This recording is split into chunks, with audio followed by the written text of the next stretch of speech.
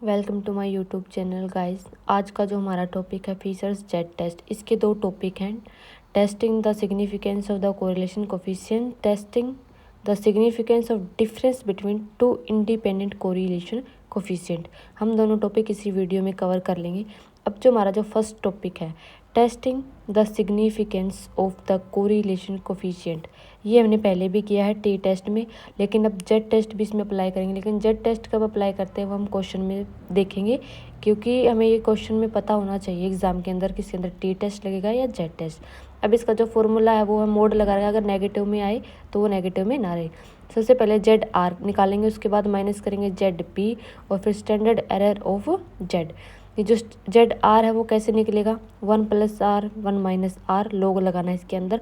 लोग अगर ना आए तो मैं उसके लिए दूसरी वीडियो डाल दूंगी। जेड पी कैसे लगाते हैं, जेड पी कैसे निकालते हैं, 1.513 log 10 1 + p और 1 - p। जो स्टैंडर्ड एरर जेड है हमारा 1 जो हमारा रूट है n-3 करके निकाल लेंगे। इसमें सिर्फ फॉर्मूले रिवाइज करने हैं और उनके अंदर पुट करने हैं हमें हमारे टर्म। अब जो हमारा एग्जाम्पल है test the significance of the coefficient of correlation R 0.5, discover in a sample of 19 pair of observation against hypothesis correlation P 0.7, apply Fisher Z test. इसके अंदर तो लिखा हुआ भी अप्लाई फिशर जेड, लेकिन अगर क्वेश्चन में ना हो एग्जाम के अंदर तो हम कैसे देखेंगे।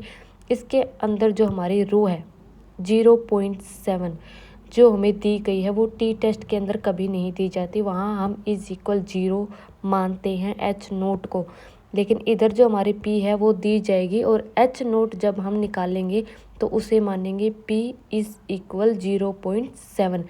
यही इस क्वेश्चन का जो है हम देखेंगे कि जेड टेस्ट लगेगा या टी टेस्ट।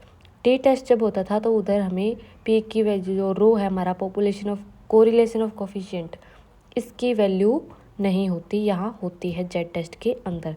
जो हमारा लेवल ऑफ सिग्निफिकेंस नहीं दिया तो 0.05 कर लेंगे। अब जो हमारा है H0 जो मैंने बताया कैसे किया, हमने इसके अंदर दे रखा था H1 अल्टरनेट जो हमें इसका अपोजिट बोलता है हमेशा। R हमने ये टू टेल होगा भाई, क्योंकि इक्वल नहीं है इसके तो ये ज़्यादा भी हो सकता है और कम भी हो सकता है, इसलिए टू टेल का हो गया। अब ये फॉर्मूले में है, हम टर्म निकालते हैं कि करके। सबसे पहले हम जेड आर निकालेंगे। जेड आर का जो फॉर्मूला है ये मैंने यहाँ भी डाल दिया, पहले भी डाल दिया था, हमने डिस्कस कर चुके हैं फॉर्मूले को हम। फिर हम जेड पी, फिर हम जेड जो हमारा है आर, देखो कैसे निकाला, 1 + 0.5 करके इसको डिवाइड कर देंगे। डिवाइड करने के बाद जो हम लोग निकालेंगे, log 10 किसका निकालेंगे, जो कट के आएगा इसका log 10 निकालेंगे। इसके बाद इसको मल्टीप्लाई करके जेड हमारा आ जाएगा। इन दोनों को कट करना है, इन कट करके ये 3 आएगा, मैं आपको बता भी देती हूँ। तो हमें लगाना है log 10/3, मल्टीप्लाई बाय 3। इसके बाद जेड पी हम निकालेंगे 1.513 log 10 1 + 0.7, पॉपुलेशन जो हमारी है उसको हमें जो दे रखी है टर्म उसको 0.7 पुट करके इधर इसको भी हम डिवाइड कर लेंगे। इसके बाद हम लगाएंगे इसके log 10 और जो हम इसको मल्टीप्लाई करके हमारा जेड पी आ जाएगा। जेड आर और जेड पी निकल चुका है। स्टैंडर्ड एरर ऑफ जेड हम निकालेंगे 1/n-3 जो रूट है हमारा, इसको निकालने के बाद हमारा आंसर आएगा 0.25। अब हम जो तीनों टर्म निकाले हैं इस फॉर्मूले में पुट कर देंगे, जेड आर, जेड पी और स्टैंडर्ड एरर ऑफ जेड। तो ये जो हमारा आएगा आंसर, इसके बाद जेड आर जो हमारा कितना आया था 0.5493 और माइनस कर देंगे, इसको डिवाइड कर देंगे 0.25 से, तो जेड हमारा आएगी 1272।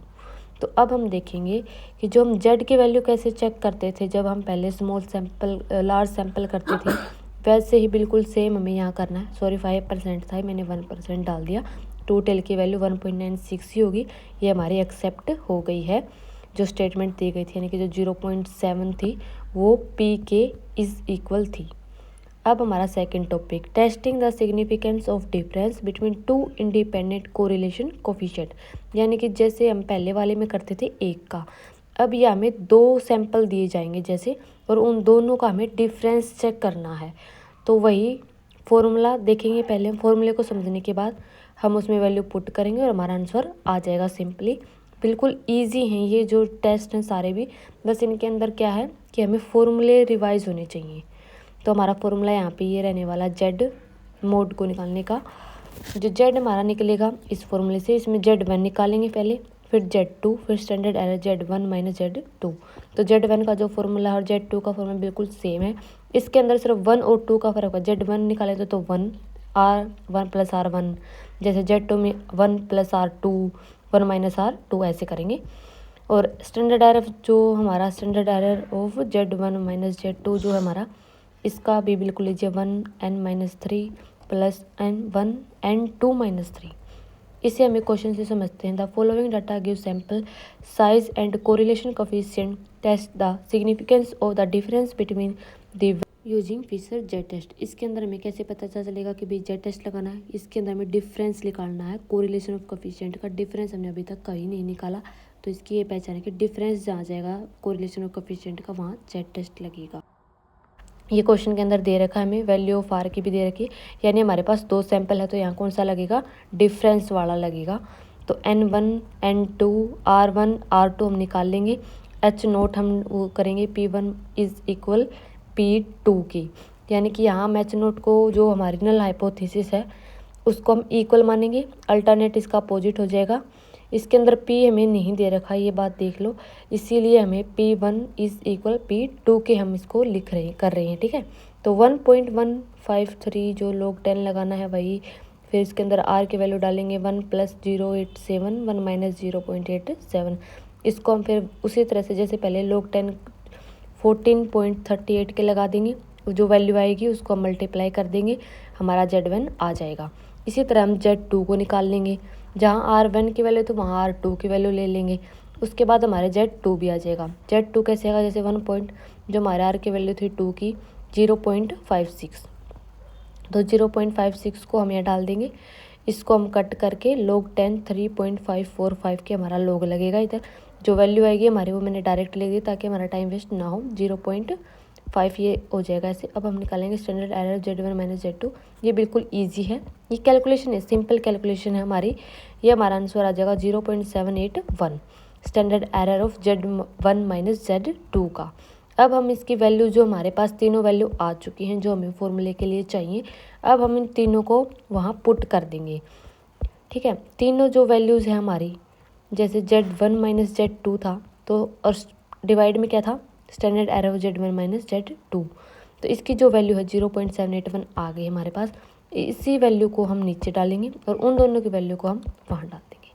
तो हमारा जो फर्स्ट है 1.329 और 0.6328 को माइनस करके डिवाइड कर देंगे स्टैंडर्ड एरर ऑफ वैल्यू। अगर इसमें अगर आपको पता ना चले कि भी फिशर जेड अप्लाई करना है, तो हमने अभी तक पहले कभी भी ये नहीं किया कि फिशर्स जेड टेस्ट में जो हमने पहले टी टेस्ट में किया था कोरिलेशन ऑफ कोफिशिएंट, उसके अंदर हमें डिफरेंस वाला एक भी टॉपिक अभी तक नहीं हुआ। अगर हमें कोरिलेशन ऑफ कोफिशिएंट में डिफरेंस अगर करना है तो वो सिर्फ फिशर्स जेड टेस्ट में होता है। यही इस जो क्वेश्चन स्टेटमेंट की जो हमें करनी है अभी, किस कौन से टेस्ट का है या नहीं है, तो इसकी जो पहचान होगी ये वही होगी कि भाई जो डिफरेंस अगर कोरिलेशन ऑफ कोफिशिएंट आ जाता है, यानी कि डिफरेंस जो हमें करना है कोरिलेशन ऑफ कोफिशिएंट में, तो वो हमारा होगा फिशर जेड टेस्ट। इसी के साथ हमारा टॉपिक कंप्लीट हुआ। Thanks to watching this video.